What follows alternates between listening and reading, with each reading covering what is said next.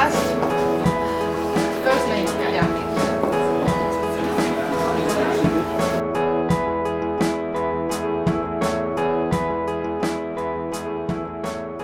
My name is Sibel, and now for the fun stuff, the analysis. So, wake.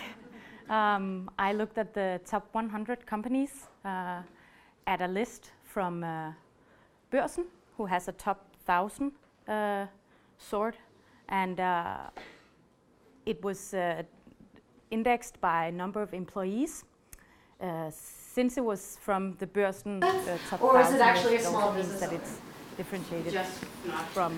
It's not a total list of top 100 biggest companies, Danish companies, or biggest companies in Denmark, but it has a lot of the very important players on it, and most representatives are very interesting in this analysis, so it's still rather interesting to use.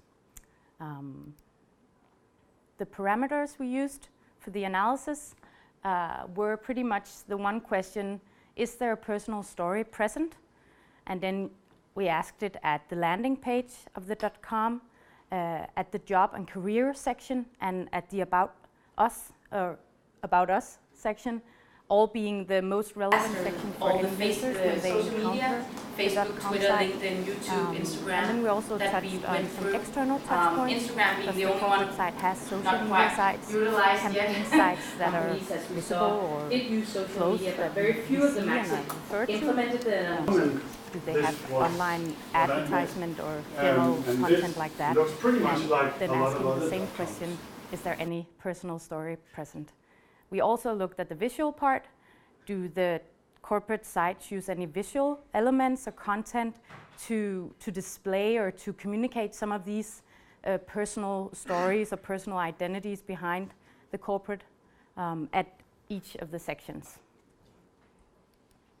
The way we ranked it, in order to sort of rank these companies, we needed a system or a score system. So we made a score of 1 to 5, where 1 being not present, and each of the scores had several more detailed information or characteristics regarding the communication style, the content on the .com. 1 definitely not being the best score. 2, very little presence, where number 1 could be given to a .com site both because it had no personal content whatsoever. A few of them actually also didn't even have a .com site, no corporate site. Number 2 would be there is maybe a social media icon or a photo, but it doesn't give any relevance or meaning for me as a user. I don't feel like it's connected to the company. 3, the most tricky and also maybe most interesting one, present but not convincing, because we actually did see that a lot of the companies tried to use photos, videos, as Mikkel mentioned. They have some statements, they might even have quotes, but it's just not convincing. It has corporate written all over it. This is of course also what you're thinking, the most subjective one. Having looked at almost 200 corporate sites, I think most of you would probably agree with me anyway. It's very clear when you see the photo that's almost the same as from the other corporate site, representing something totally different, that it's just not personal communication. But it's there, and it's clear that some corporate communicator probably had the feeling that this should be there. There's something to this personal telling. 4 and 5, definitely better scores at this point, where the corporate sites show some sort of recognition of importance of presence. They have content that seems real, that seems personal. The difference here is mainly, does it function as a supporting content, or does it actually come above corporate information? Does it maybe even help to support the corporate information? Is it an employee or a personal story told by relation to the company that supports our feeling of the company, or vice versa? Both, of course, decent scores on the way. So, to some of the conclusions or results. At the landing pages, we saw very few spikes at the 5, very few examples out of the 100 companies that actually did have this number 4 or 5 in their personal presence. Almost 50%, if not 50% of them, had between no presence at all and very little presence, which is close to no presence. A few had between, the second biggest part of the companies were between 1 and 2, 2.5, which is an average of present but not convincing, or a little bit below that even. At the About Us section, it shifts a little bit. We see that and it's pretty much the same for the personal and the visual storytelling.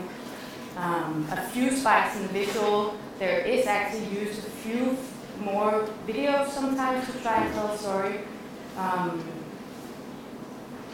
Not that many though. We can see that the bigger portion this time is in the between right around 2, so the score 2 present, very little presence, and especially in the visual, they're moving towards present but not quite convincing. That's the bigger part now. It means that we've chosen to focus our About Us content a little bit more on the personal identity or personal stories behind the company. Interesting, but none of them are now at the 10. We don't have any, or a total of 10, we don't have any 5s at this point. In the job and career section, we found clearly it's changed a bit. Now we're getting even deeper in. It's interesting actually that in the job and career section, in some corporate sites, this was on the same level as the About Us page, but in a lot of them it was actually below this as a sub-link or sub-page on the About Us, which also means that you're asking your customers or your users to navigate more, to find even a little bit more personal content. We have a much bigger section now at the score 3, and a little bit bigger on the 4 as well, but mostly on 3, which were the present but not convincing. So an indicator that there might be some corporate communication people out there who thinks that this is important or might even see a need for it, but they just aren't able to implement it yet, at least according to us. When we looked at the external touch points, a few insights from that were, here it was a little bit different. When we looked only on the score 4 or 5, meaning clear presence or strong presence as either supporting or more or less carrying the corporate identity, Facebook had 35% within the score of 4 or 5, and LinkedIn 21, and other like campaign sites, classic, or external sites, more other social media sites, they had 19%. So this is almost, for Facebook's case, it's 1 out of 3 of the companies that we investigated that were very aware of their personal presence on social media.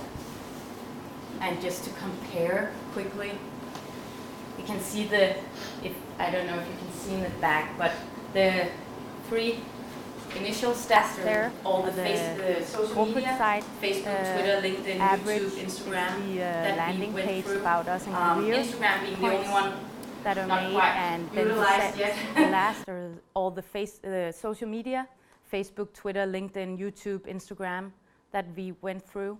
Instagram being the only one not quite utilized yet by many, but otherwise it's quite clear to see that in average social media does carry a lot more personal relation to its users, and the corporate sites actually do use it more than they use their especially landing page About Us. The career page is on its way, but also much deeper in the hierarchy. And then, as a little detail, just because we noticed it, out of all the 100 sites we checked, 12% are responsive. So that's also a little detail when, for instance, communicating through the social media or other channels where you refer the users amongst many different platforms. This might be a thing to remember. As Mikkel also mentioned, the conclusion of all this work that personal storytelling is generally not really used at these corporate sites. It doesn't carry that much weight. Those places where it does, it's just not convincing yet. It's very staged or has the feeling of staged, and it's not really getting through as a corporate identity tool. At the same time, you dig and you shall find. It is there. We seem to have at least the potential in placing the personal communication and the personal stories, because as we saw, there were a growth in the presence of it when we went deeper into the site. And in the end, we saw that it's actually already there. There are a lot of the corporate sites that uses personal relations and stories on their social media sites or campaign sites. So the potential might be there.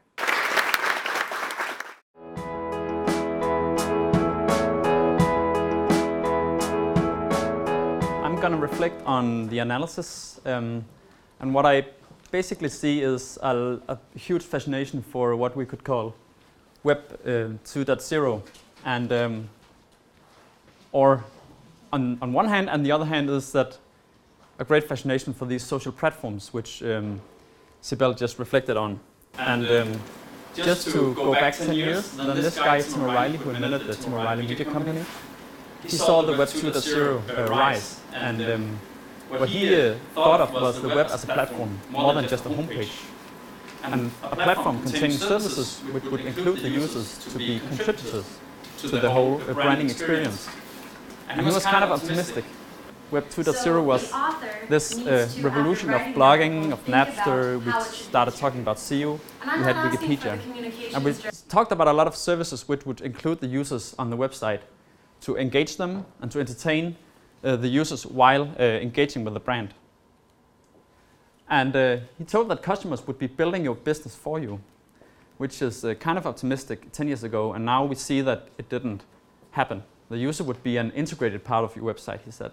And you could now comment a blog, subscribe to RSS feed. Or is it actually a small business owner? And the reason why I mention this is that we see a lot of fascination for these Facebook, functionalities Twitter, still on the LinkedIn, corporate YouTube, website. Instagram. But the content doesn't match. So there's a huge fascination for the technical part of the website. I guess it's been really expensive to develop when they did it. But the content doesn't match, and the stories doesn't match. And the humans behind the stories don't allow their presence. So this engaged audience on your website, it's pretty much just an empty seat, an abandoned corporate website. And if you think about it, the thing is that when you dig deep enough, you see this active social platforms, and you see the active social medias, and the huge presence and the huge face of the company is present there. But it's just like throwing a party and asking people to come over and promising it would be a blast when they come there. And then when they step inside the door, you ask them to go next door. That's an even bigger party there. And it's just like what's happening with the social presence right now, is that you have a very living social network outside of your door, outside of your company. And it's still the same faces. But the thing is that these people are much more engaged there, and they are much more alive, and your employees are much more alive.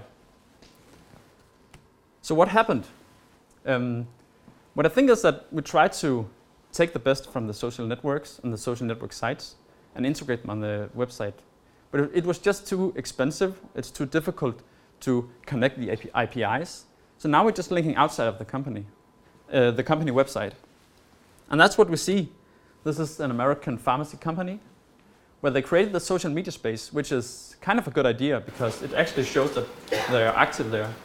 But instead of connecting all the content, telling the good stories there, they're just doing textings outside of the site. The same thing with TDC. So I think they're really beautiful social icons.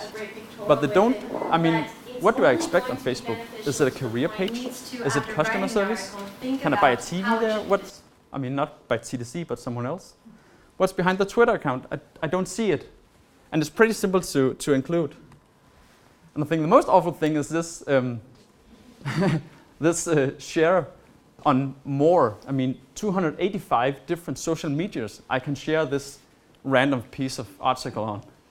And I mean, I don't even know 95% of those social medias. And the list is like that long.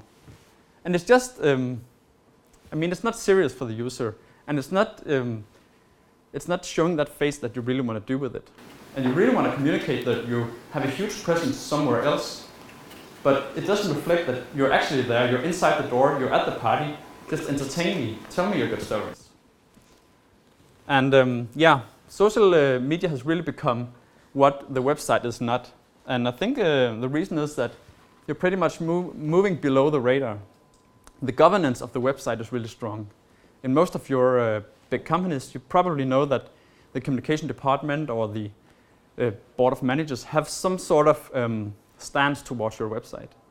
But just as Maersk Line's experienced, when you try something for fun and you see if it works, it's pretty easy to shut down if it doesn't. And if it's going to be a success, everybody's going to be happy about it. And then it's there. And then you want to actively incorporate it into the bottom line or the business goals of your company. And that's actually the reason why I think a lot of people are starting to try different stuff on the social media, because they enhances it. And it's pretty easy for the user to feel engaged with a brand when there's a real person writing to you. And the content is much more alive there. I think what we basically see with the corporate website is that if the employee and the customer wants to meet, there's some sort of barrier there. You don't see the face, you don't have the personal connection, or you don't get the values, and you don't talk to each other. And that's basically what social media is all about. And that's why it's such a great success. It's that it enhances an easy interaction. These platforms were built with social in mind and with dialogue in mind. And what we really see is that you can actually bypass the corporate website on your journey by seeking a job, applying for a job, or buying a product. And I'm just going to show you two user journeys, the one for a B2C company and the other one for a B2B company, how I can move around engaging with a brand without being on the corporate website. So this is me. I'm a customer. I want to buy a bike. Let's say that. So I start Googling a product. Where can I get great bikes? What's the best bike for me? I even ask a friend on Facebook, what bike do you recommend? And I'm not asking for the I communication. even might ask a brand on Twitter where I can buy their great bikes. And after that, I can compare my prices on Price Runner. And then I go to a multi-brand web shop and perhaps buy my bike or go to another shop to actually try it. But I never have to enter the website of the bike producer. And that's really what this is all about, that you can maneuver all around the website without even noticing. And you can actually have a great experience by relying on your friends, by relying on customer service, by relying on a third-party provider of what we could call it democratic prices.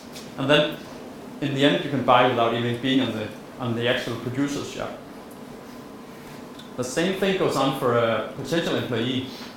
Let's say I find a job on Stepstone and I don't know the company. Then I would probably Google the company because I want to know if I could match their demands, or if the people are nice there, how is my development going to be. Then I meet the company website. And let's say it's one of those 85% company pages that really are sleeping or makes me yawn. I don't really know what to do. I don't know if I could apply that job, if I should. So probably I'll go to LinkedIn and find a really active environment around that company and the employees. So I browse the current employees just to see who they are, what are their experiences, how do they describe the company there. And I even try to see if my contacts, how am I related to them through my contacts. And actually I can apply the job. I don't need to go back to Stepstone. I can do it right away on LinkedIn. And afterwards I can engage in a group discussion on that company's page just to show my dedication. And in the end, I tell about it in my application on Twitter. Tell them that I'm looking forward to talking to them.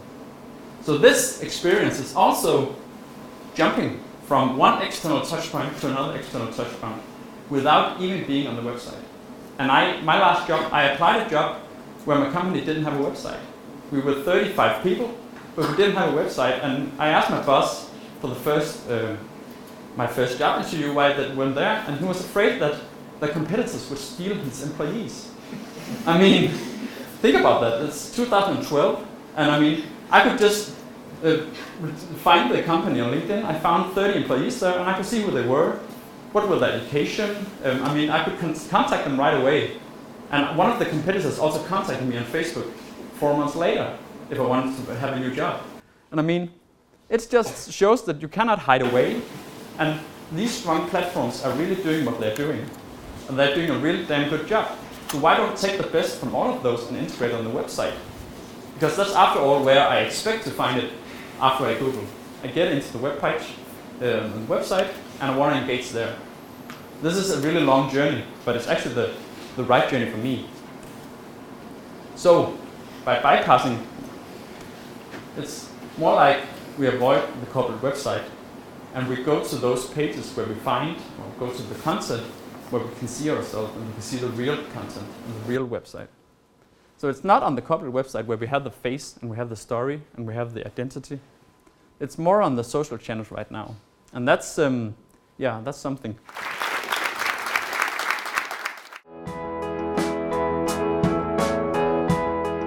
So now we'll get our hands dirty and see some examples on how this is taking place and what we can do about it, because a lot of companies are working on this. So we're not the first to say this, of course. There are a lot of people that are working on this. They realize that there's some power movement here that we have to deal with. So I'll show you some cases of companies still doing it not quite good enough, and end off with a good story that actually, in my opinion, manages to go all the way around.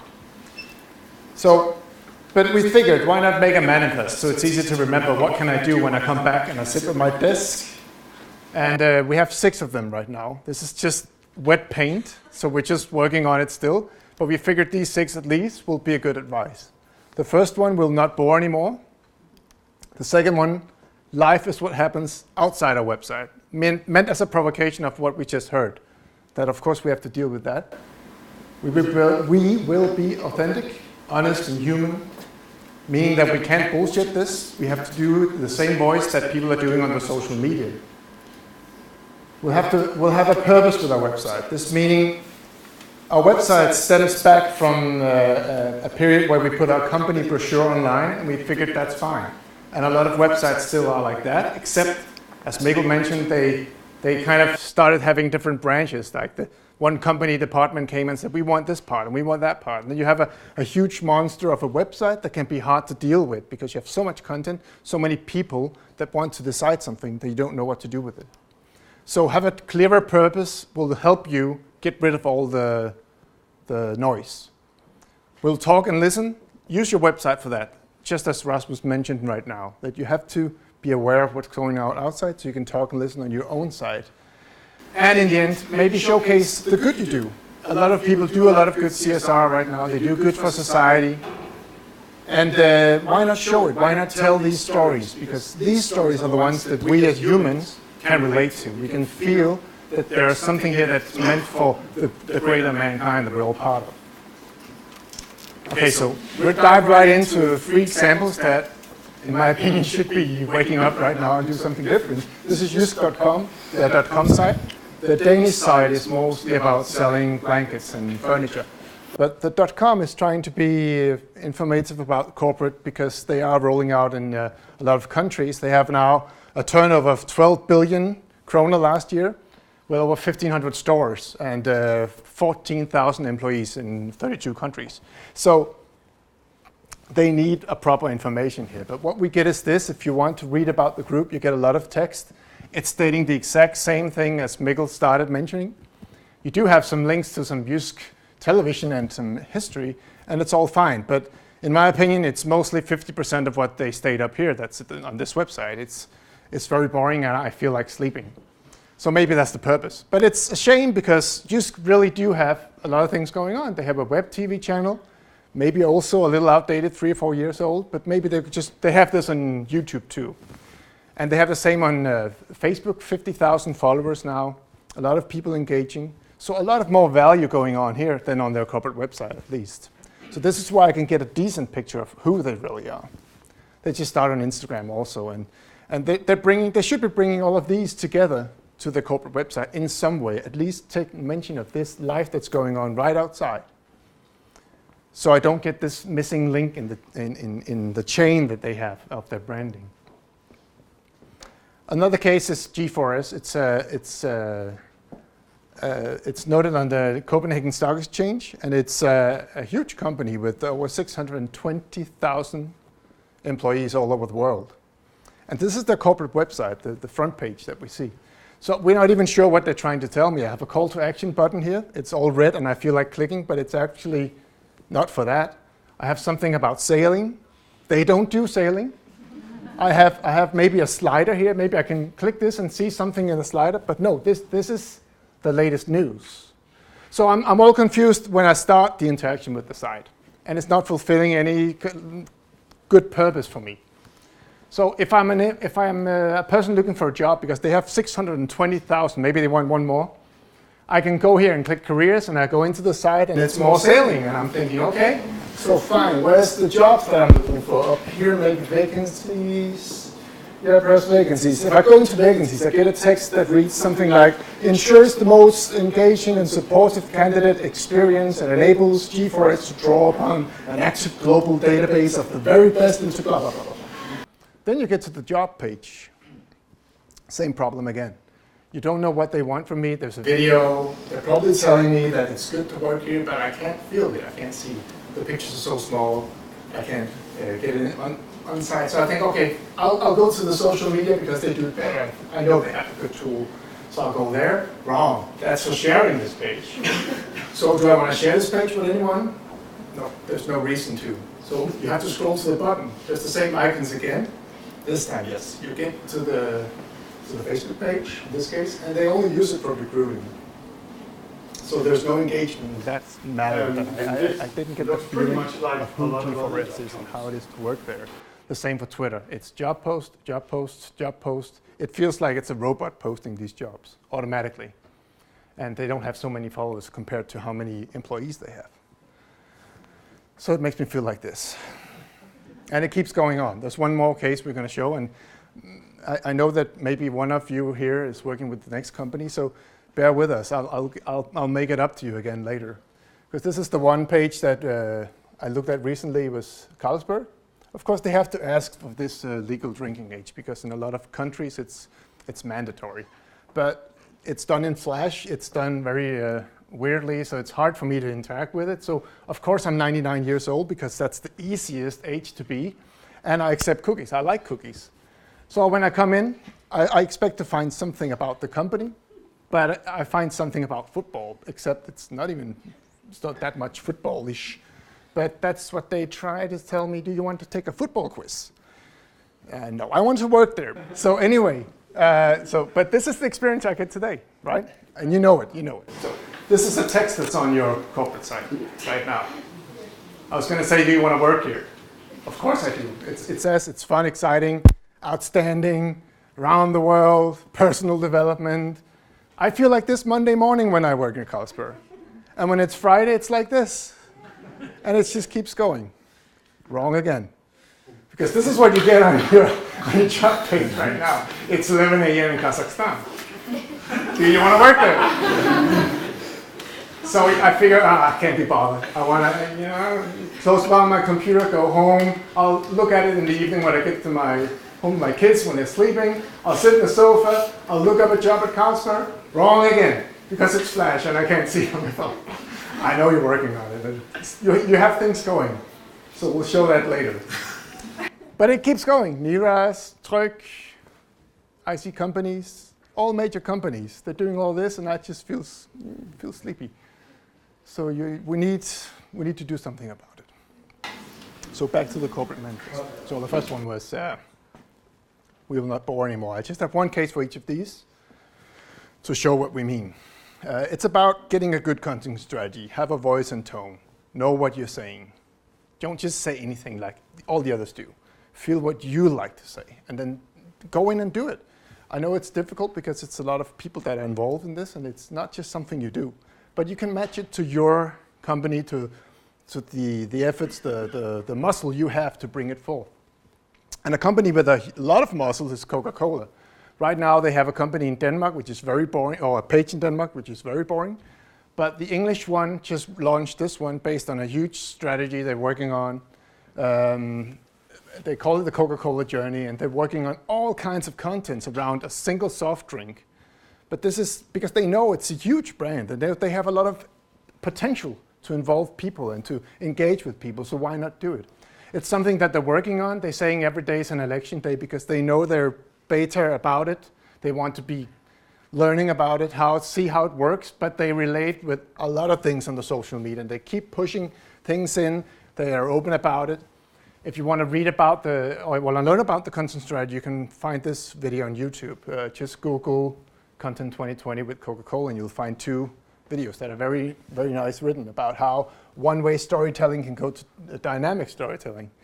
Something that I know we're also working on with Mask, so maybe Anna will come into that. So that was the first one, not to bore your audience so much. Instead, figure out what you want to say. The second, life is what happens outside your website. We've seen this already a lot of times. So now back to Carlsberg, 1.4 million users here. A lot of engagement, a lot of creative inputs almost daily, and you have users that are happy. They say they put even slogans up for you. They say always great pictures. People love it, and it's 1.4 million, so it shows.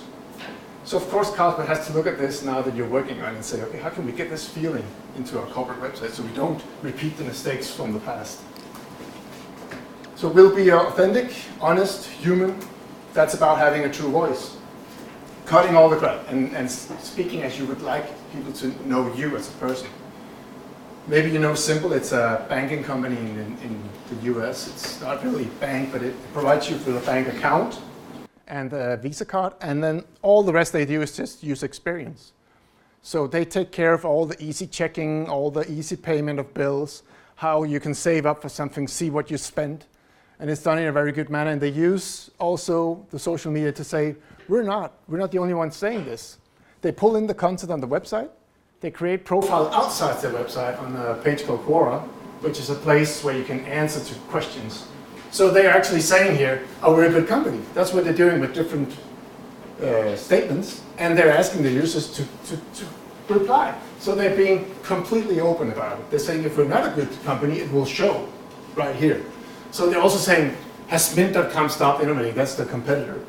And somebody answered to it, yeah, you're right, and blah, blah, blah, blah. Somebody who probably worked at Mint because he's anonymous. So you get information out that you couldn't get from the corporate website, but you might as well pull it back in and use it. Same on Twitter, they use Twitter to retweet the customers that are in doubt. Should I change to Simple, should I not? They retweet it to have their own users reply to him. So they don't do it, but they have the good users, the ambassadors, do it. It's a good case for how to engage. We'll have a purpose with our website. Figure out what you want to do. What's the one thing you want to do? In this case, it doesn't have to be only one, but have a focus at a time. So example, McDonald's. Here they want to show me the menu. That's all they do. And it's very easy for me to figure out what kind of burgers they have. They have a lot. I can click on them, of course, and interact with them.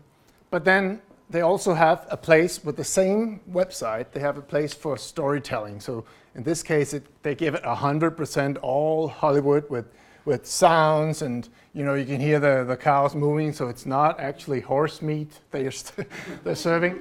So it works for them. They figure out, we want to tell this story, let's tell this story. Don't have anything else about offers or coupons or anything in here. And then we have the fifth one, talk and listen. Obvious.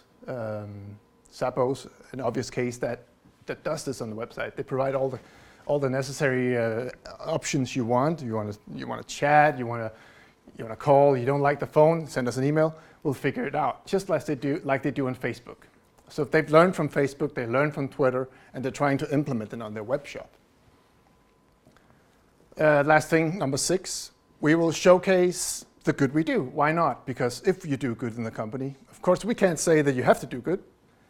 You probably should. But if you do, you might as well show it and say the higher purpose you have, involve people in it. Use your website as an engine for this because it will boost your credibility, of course, if you do it right. And it will make people feel a connection.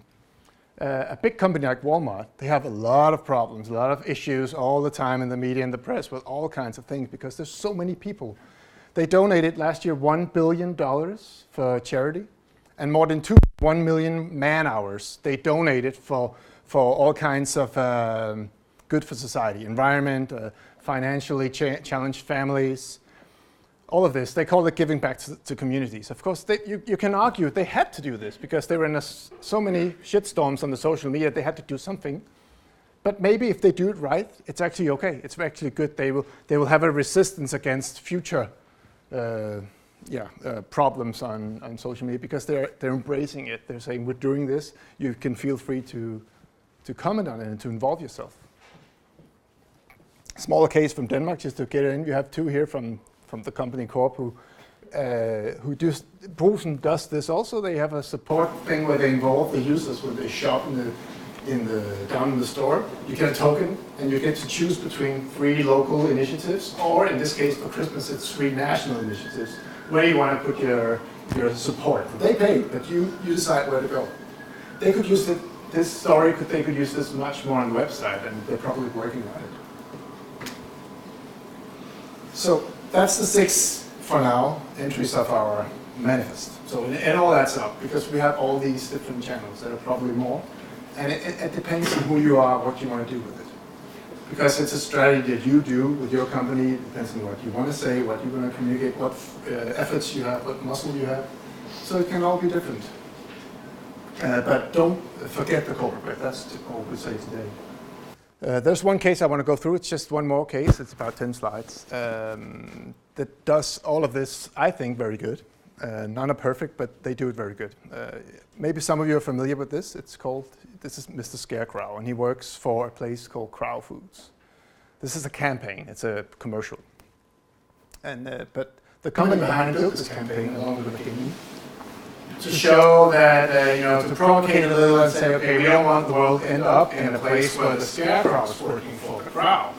In a factory where no love is back and no personal involvement and everything is about producing. So the game is very, very well built. It's very challenging and very fun. You can complete 3 levels and you can get a prize from the company, which sells burritos. So, but Mr. Scarecrow here, he has the challenge of should he stay with this company? Should he just take it as it is? Should he do something about it? In the end, he'll probably do something about it. On the website, which is the campaign now, they're saying this is not just about a game and a film and a campaign. It's actually some facts with an ongoing campaign we have called Food with Integrity. The company is called Chipotle, and they do burritos. That's all they do, basically. Some chips and some soft drinks. And they've been, since their start of the existence, they've been advocating for this food with integrity. So they follow up here. They follow up on their marketing material, but it's actually on their bags when you buy. So it's not a burrito, it's a foil-wrapped, handcrafted, local farm supporting food culture, changing cylinder of deliciousness. They say it all in one sentence with humor. They have it in handwritten, so it feels close to you. And all of their site is mostly about this. We saw it earlier that probably they could use their site like McDonald's, just to show the menu. But they chose to show a lot about all the good they do. And they show facts about it. You can browse this map to see where the local produce comes from, and you can click all the way down to the producers and read their stories. And it goes through on the menus. If you want to feed your kids, of course we do it the way the kids like it. And it's always with this tone of voice, the voice and tone we talked about, that you can feel that this is Chipotle. Even if you only read like 3 lines in their text, you can feel it. If you want to find a job there, you can see it visually. But not only like this, where it's very corporate-ish and it's very nice and good lighting, good photographer, but also follow up on media like Instagram, where you can see real pictures from the real scenes going on out there. Of course, still curated by them, but it comes together. And people discuss it and say, yeah, it was a great day and a great burrito, thank you very much. If you want to have a job there also, you can click yourself through on an interactive scale. So they're actually telling the story, going back to storytelling and interactive storytelling, what is it?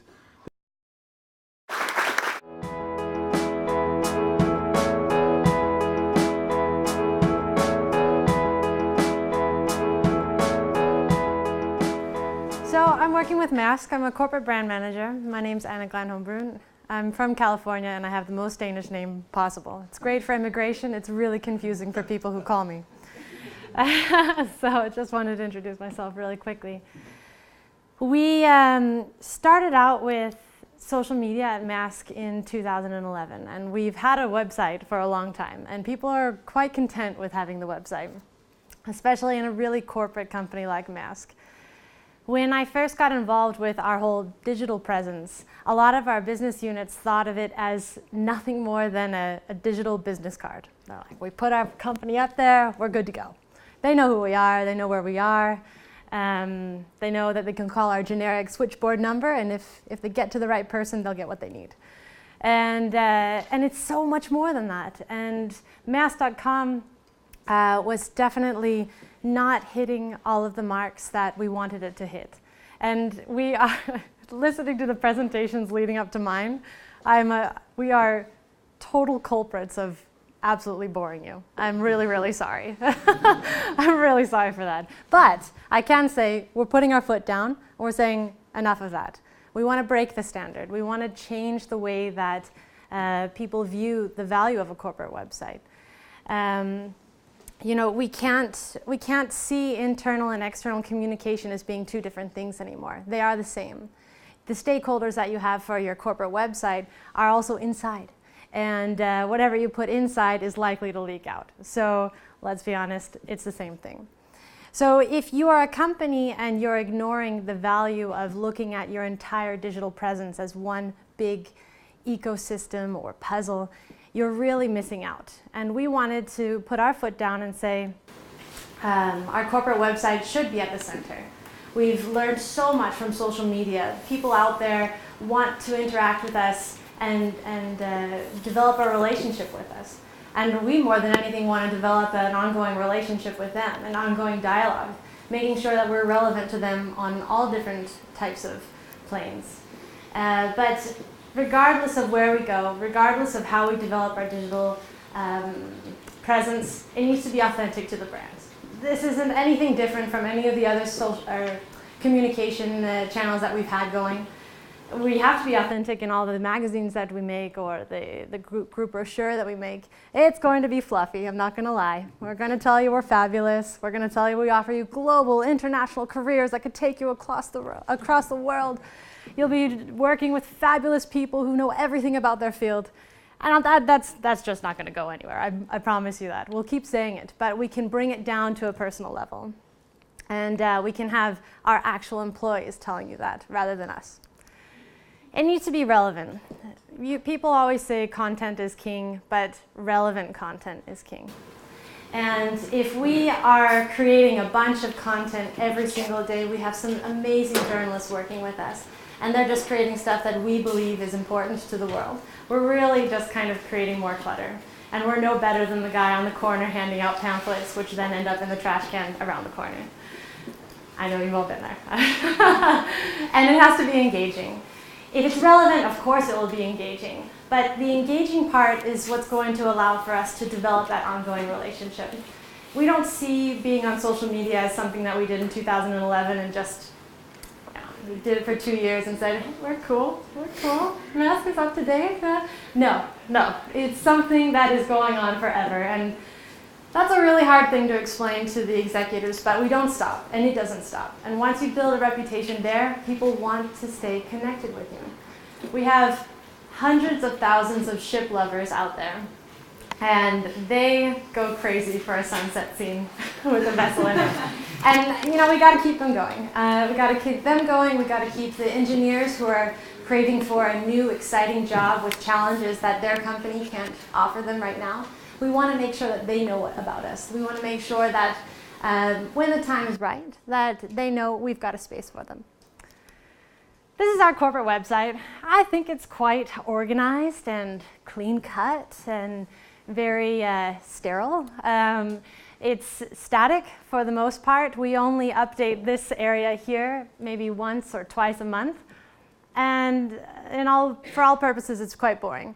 I could get all of this information out on Wikipedia for around 10,000 krona, and you would be able to, you would know what we are, what we do, and where to find us.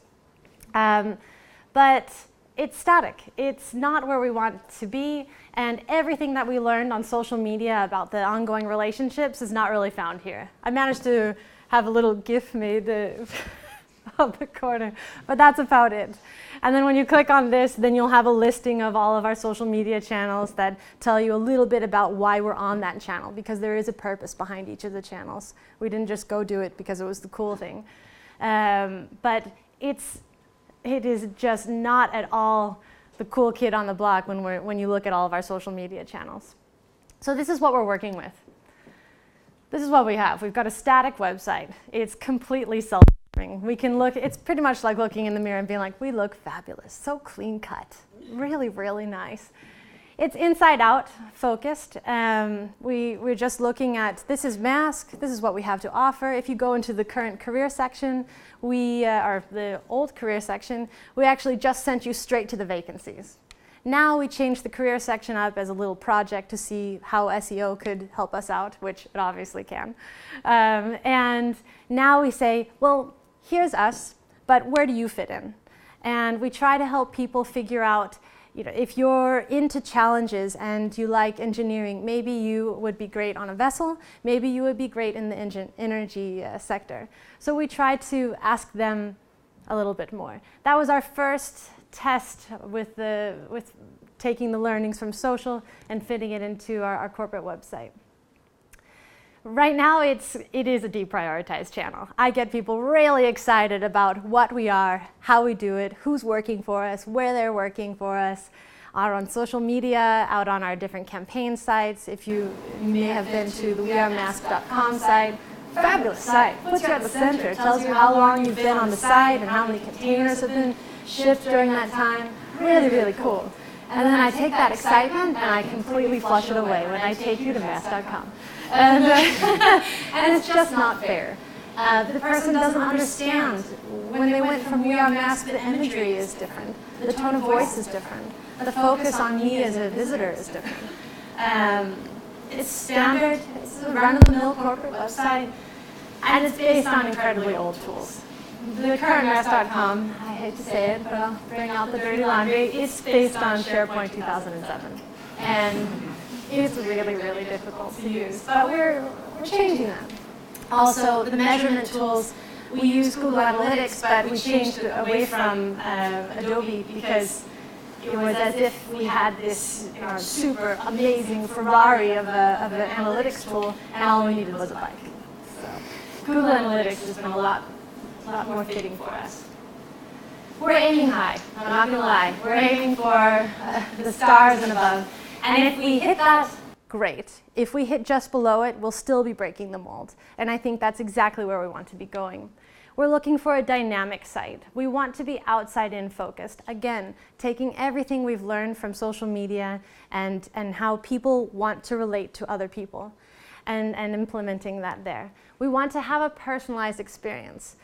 When I come and visit the site here in Copenhagen, I'll be getting a different experience than somebody in the US and Brazil and so on and so on. It'll also remember when I was there last, and we'll be trying to make ourselves and that step that the person has taken to get to our corporate website as beneficial to them as possible.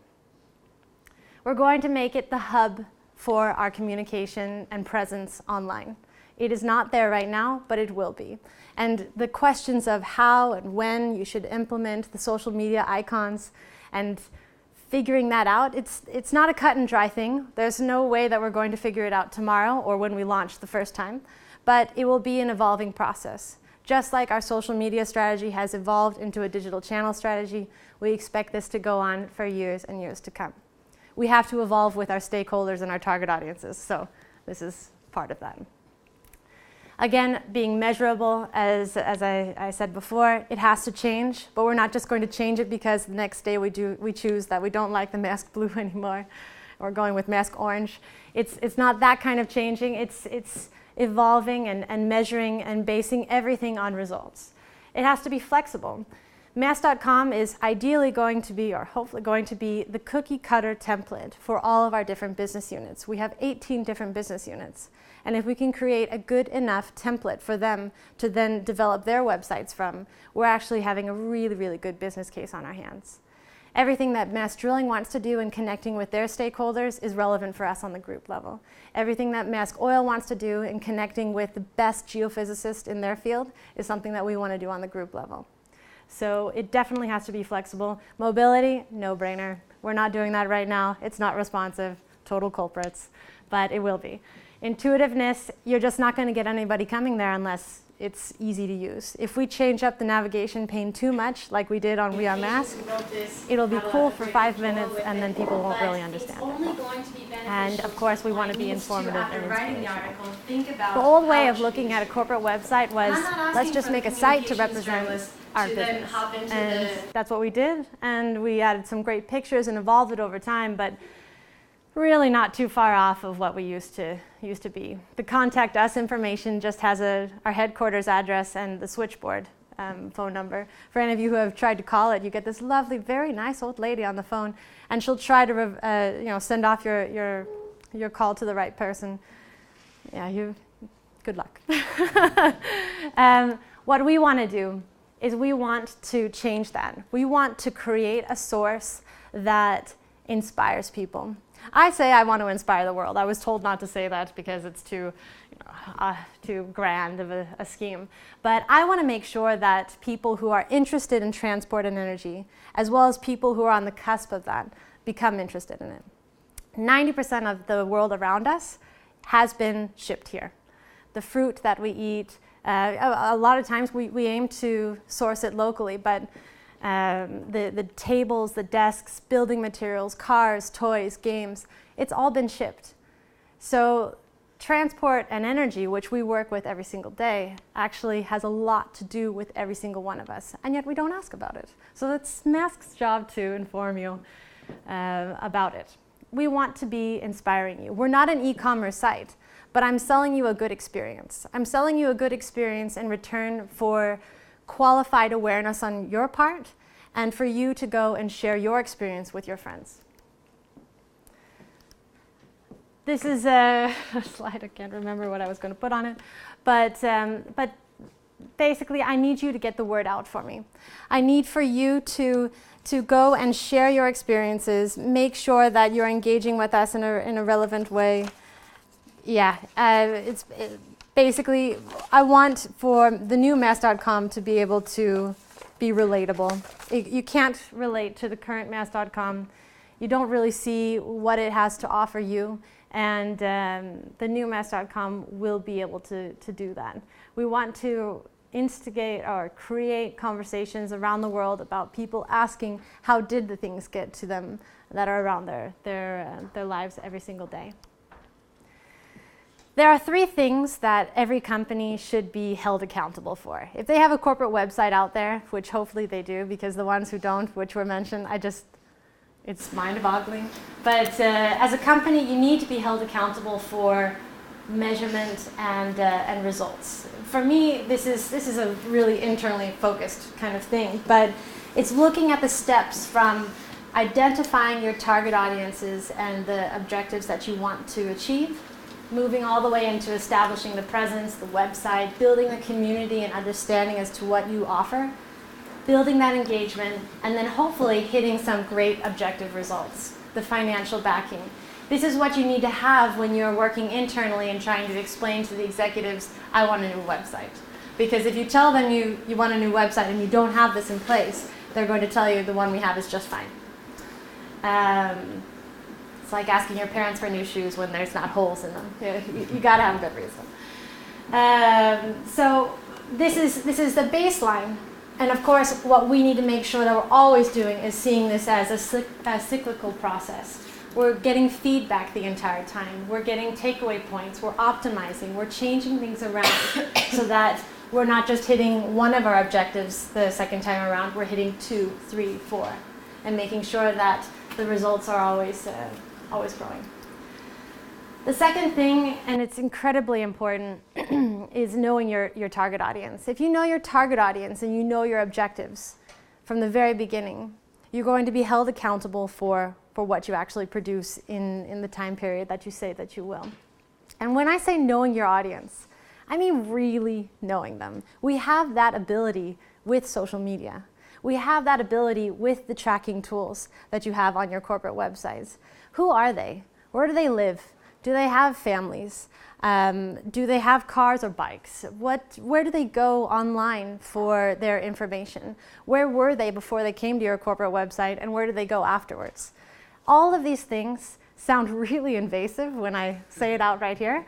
However, it's possible. And if you're a company who wants to be able to deliver your customers exactly what they're looking for, you're going to want to look into that. And also the tools are there. So use them, because if you don't, other companies are, and your entire experience on these companies' websites is being catered to you for a reason. People are afraid of all this information being collected because it has been abused in some cases. But for the most part, as with a website like mass.com, it is purely to make sure that you have the absolute best experience possible. The third thing and final thing for accountability is that exploration and experimentation has to happen. All of these are intertwined very heavily. But we start out with one story. We start out with an avocado farmer who ships his avocados with Maersk Line, and we write the article for that. There's the journalists in Group Communications who wrote this, have a great pictorial with it, but it's only going to be beneficial to the point that we know, why was this article created? This article was created to inspire small business owners to also do business with Maersk Line. So the author needs to, after writing the article, think about how it should be distributed. And I'm not asking for the communications journalists to then hop into the marketing bandwagon and learn all of our jargon. That's certainly not the case. But it's helping me to make sure that I fulfill why he even wrote the article. And so what I'll do is I'll work with him and say, okay, well, what is the particular target audience? As I mentioned, it's small business owners. Where are they living? Kenya. I want to make sure that all of the Kenyan small business owners who are farmers perhaps are getting this information. What are the conversion points that I have? Well, a macro conversion is actually that they go to maerskline.com and they reserve a meeting with a Maersk Line representative so that they can find out more about how to export their avocados and flowers and produce. Then I figure out the distribution plan. And this distribution plan is changing every single day. It's being optimized every single day. Because I might be able to get them to come to maerskline.com right away, but I might also have to have a video on YouTube just in case.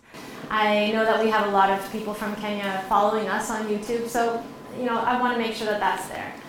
I have posts going out on Facebook with a varying level or varying types of content in the post text. And I have something that goes out on Twitter. And we also have an internal magazine, which is as external as it possibly gets, but by definition in Maersk, it's called the internal magazine. So we figure out the best way to distribute this. We gather results, we measure how things go, and then we figure out what should we do next time. So we are exploring different ways, we're experimenting, we're failing quick and learning fast. And we don't fail a lot, but when we do, we learn really fast from it. Overall, we've seen some really great results. I don't want to spend all the time on this because I think these are really grand and fancy numbers. They're numbers nonetheless, and there's backing for all of them, I promise you that. But it doesn't mean that much. You really want to know, okay, 1 out of 4 fans are from growth markets. We actually have a really strong focus on growth markets like Brazil, Myanmar, Nigeria, Ghana, Mexico. But what does that mean? Who are these fans? 1 out of 4 fans, is that a 12-year-old in Ghana that likes us because of the vessels with the sunsets? Or is it actually a small business owner? We tried out a little SEO to see how we were actually doing with Mass.com and how we could optimize certain sections like the career section. And we saw a 24% increase in non-branded search, which is amazing. I mean, branded search should be taken for granted. If your company can't get good search results from your own name, you chose the wrong name. But seeing this increase was really, really cool to see. And this is just in one section of Mass.com. And we have, on social, we've developed a reach of over 12 million people that we're touching every single month. What are we giving them? What are the promises that we made to them when they joined our community? Are we fulfilling that? Are they dropping off? Are they staying with us? Are they telling their friends? So 12 million people talking to you every single month is great, but if they're not engaging with you, I'd rather have 50,000 fans following us. So making sure that that is always being taken into account is really important. I wanted to finish up because I think it's a really great point to make. When you first think of Mask, it can be very, very unglamorous. We have a bunch of hardware. If you take the Triple E's, for instance, it's a bunch of steel put together in Korea, and then it ships stuff around the world. Fabulous. If you want to glamorize it a little bit, you could take up an example of what we've done with Discovery Channel, 6 different episodes going into the whole lifespan of the Triple E. From creation, where we talk to the architect, to the guys slowly putting on the propeller because 1 single centimeter wrong and they bend it and a lot of money goes down the drain. You really dive into these stories, both on the Triple E level, where we're talking about our hardware, to the customers that we have. These are the hands and coffee beans of a customer that we have in India who took us, we took a visit to their farm just recently. And it was just the most magical experience. I felt like I was in some kind of Starbucks commercial where the guy was walking down the rows in the forest holding his 6-year-old daughter's little hand and showing her why the trees looked the way they did and what age they were at and how they would turn into coffee beans. And it's a fascinating story. It's an interesting story. And if I'm an entrepreneur in another growth market wondering how can I keep my family business going and make it grow, this is something that I will relate to. It's a fascinating story. It's simple. It's something we do every single day. But it's easy to forget about the customers and the stories that your brand sits on. So you have to dig. So.